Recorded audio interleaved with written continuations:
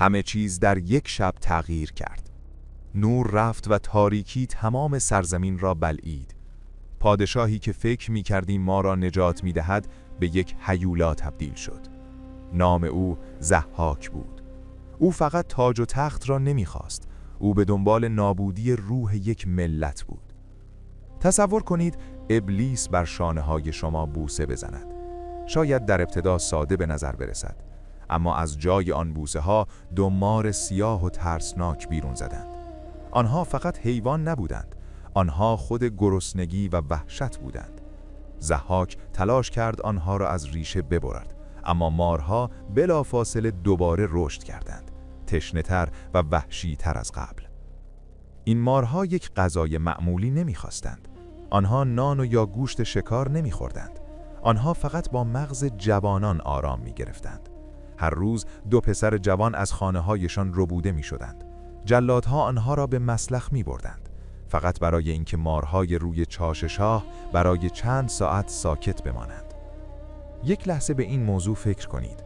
فرزند شما صبح برای کار از خانه خارج می‌شود و تا غروب مغز او غذای مارهای شیطان شده است. راهروهای مرمری کاخ حالا بوی خون مانده و تعفن می‌داد. دیوارها با طلا پوشانده شده بودند، اما زمین زیر پا همیشه چسبناک بود. اگر در کاخ بودید، تنها یک صدا را مدام می‌شنیدید. صدای خشخش فلزهای مار که روی لباسهای ابریشمی شاه می‌خزید. در بیرون کاخ، کوچه‌ها در تاریکی مطلق غرق شده بودند. هیچ کس جرأت نداشت حرف بزند. تنها صدایی که سکوت شب را می‌شکست، حق‌حق‌های خفه مادران بود. آنها صورتشان را در بالش فرو می‌کردند تا سربازان صدای گریه‌شان را نشنوند. ضحاک بسیار باهوش بود. او فقط بدنها را نمی‌کشت. او داشت آینده را به صورت سیستماتیک نابود می‌کرد. او می‌دانست که اگر اندیشه و مغز جوانان را از بین ببرد، دیگر کسی به آزادی فکر نخواهد کرد.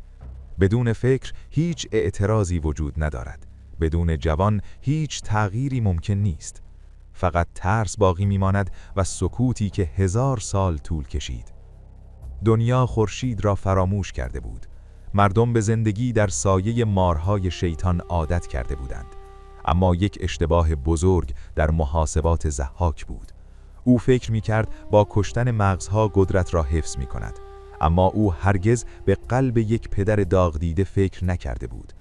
در میان دود و آتش یک آهنگری قدیمی، مردی ایستاده بود که دیگر چیزی برای از دست دادن نداشت.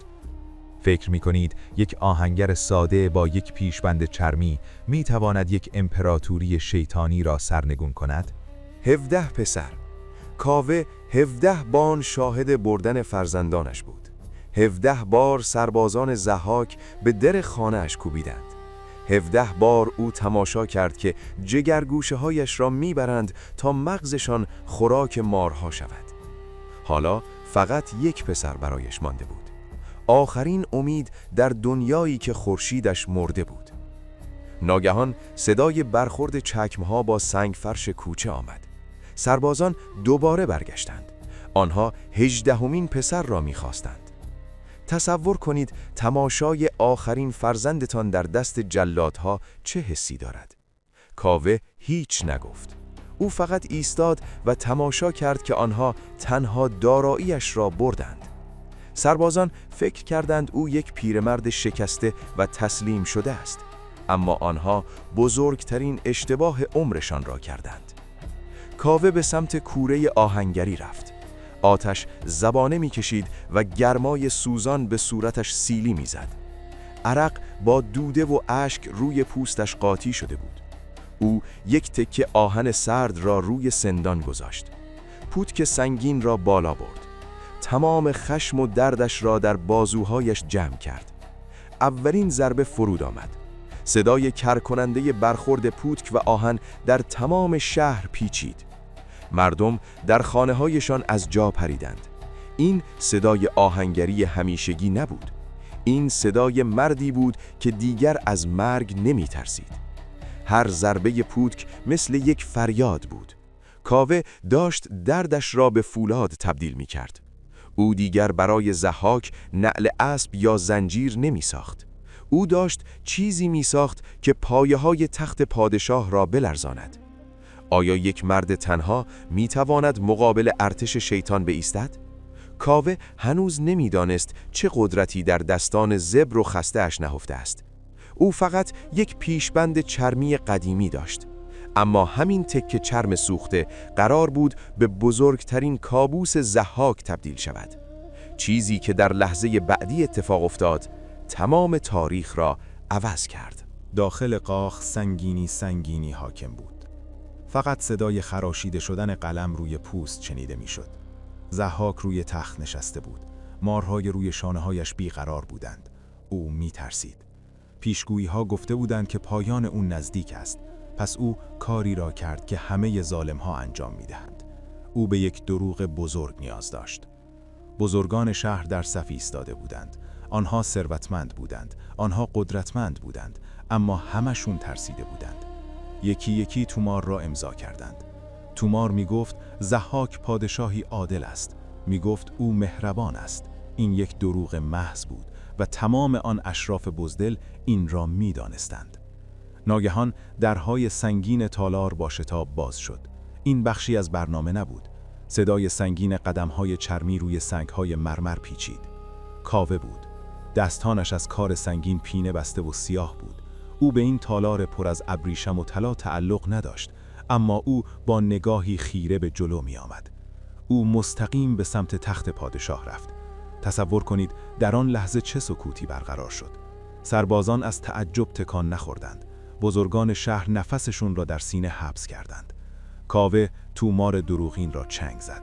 حتی لای آن را باز نکرد. او تومار را جلوی چشم همه پاره کرد. من کاوه هستم. او فریاد زد. صدایش لرزه بر دیوارهای سنگی قاف انداخت. او از مارهای روی شانه شاه نترسید. او از سربازهای تابون دندان مسلح نترسید. پسر من کجاست؟ فریاد او سکوت 1000 ساله را در هم شکست. ضحاک خشک شده بود. پادشاهی که یک ارتش بزرگ داشت از مردی که فقط فریاد میزد ترسید. چرا؟ چون برای اولین بار در 1000 سال یک نفر با صدای بلند گفت نه. در آن لحظه تمام قدرت ضحاک مثل یک حباب ترکید. او دستور داد پسر کاوه را بلافاصله آزاد کند. او فکر کرد با این کار میتواند آهنگر را ساکت کند. او فکر کرد میتواند با آزاد کردن یک نفر جلوی یک طوفان را بگیرد. اما ضحاک یک چیز را نمیدانست. کاوه دیگر فقط برای پسر خودش نیامده بود. او وقتی از کاخ بیرون رفت چیزی در دست داشت که از تمام شمشیرهای دنیا تیزتر بود. شما اگر جای کاوه بودید بعد از گرفتن پسرتان به خانه برمیگشتید یا کار را تمام میکردید؟ کاوه از کاخ بیرون آمد. پسرش کنار او بود. او پیروز شده بود. هر کس دیگری بود فرزندش را میگرفت و فرار میکرد. اما کاوه فرار نکرد. او وسط میدان شهر ایستاد. مردم با تعجب تماشا میکردند. آنها هنوز از سایه خودشان هم میترسیدند. کاوه به لباسش دست برد. او پیشبند آهنگریش را باز کرد. این چرم ابریشم یا اطلس نبود، زبر بود. بوی دود و عرق میداد. لبه‌هایش در کوره سوخته بود. او یک نیزه از دست سربازی گرفت. پیشبند چرمی را بالای نیزه گره زد. تصور کنید در آن میدان ایستاده اید. یک تکه چرم کهنه در برابر ارتش ضحاک چه ارزشی دارد؟ اما حقیقت این است که ظالم‌ها از سلاح نمی‌ترسند. آنها از نمادها می‌ترسند. کاوه نیزه را بالا برد. او فریاد زد که زمان سکوت تمام شده است. ناگهان باد شدیدی وزید. چرم سوخته در هوا باز شد و صدای برخورد چرم با باد مثل صدای سیلی بود. مردم به لرزه افتادند. ابتدا فقط یک نفر فریاد زد، بعد 10 نفر، بعد صدها نفر. همه جمعیت به یک غرش بزرگ تبدیل شد. زمین زیر پای سربازان لرزید. آنها دیدند که ترس مردم از بین رفته است. از پشت ابرهای سیاه اولین پرتوهای نور پایین آمد. خورشید بعد از 1000 سال داشت برمیگشت. این پرچم از طلا نبود، از رنج و ایستادگی ساخته شده بود. نام آن را درفش کاویانی گذاشتند. ضحاک از بالای برج کاخ تماشا می‌کرد. او فکر می‌کرد با کشتن مغزها پیروز شده است. اما او یک اشتباه بزرگ کرد. او نمی‌دانست که خشم یک آهنگر می‌تواند تمام دنیا را بیدار کند. فکر می‌کنید این جمعیت خشمگین به کجا می‌روند؟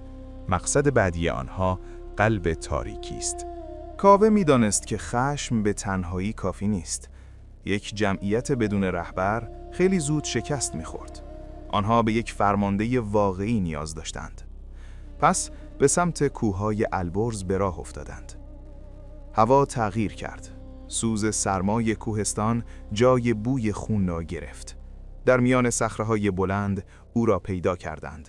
فریدون. او در خفا بزرگ شده بود تا این روز را ببیند. او برای پادشاهی ساخته شده بود. فریدون رهبری را پذیرفت. اما او اول سراغ درفش کاوه رفت. او پیشبند چرمی سوخته آهنگرار را گرفت. آن را با جواهرات گرانبها پوشند.